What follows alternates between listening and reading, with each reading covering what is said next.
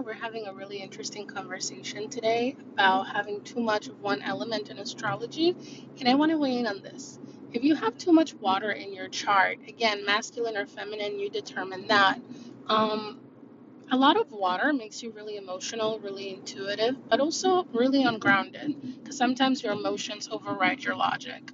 If you have a lot of air in your chart, you're really smart, but almost you're a little scattered. Think of air, you can't really contain it, right? So even though you're brilliant and you communicate well and you have a million ideas and you're jumping from thing to thing, where's the containment, right? If you have too much earth, you tend to be too rigid, to set in your ways, resistant to change, stubborn, and that can also suck. And if you have too much fire, we're talking heat, passion, temper, anger, right? So it's good to have all of these elements. I think balance is beautiful. But if you find that you are lacking an element in your chart or you have too much of one element, this is when this conversation comes into play. So for me, when you take the breakdown of my entire chart, I'm actually really water and earth heavy.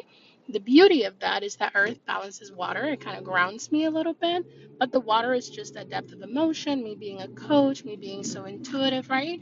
But I am lacking in some places. I do have air. I'm a Gemini sun, but I don't have a whole lot of it. And I have fire, just not as much as water or earth. But when you look at your chart as a whole, what is your overriding energy? Now, if you're somebody who's missing an element and you're like, wow, I have like zero water placement or zero air, leave it in the comments. I want to talk to you.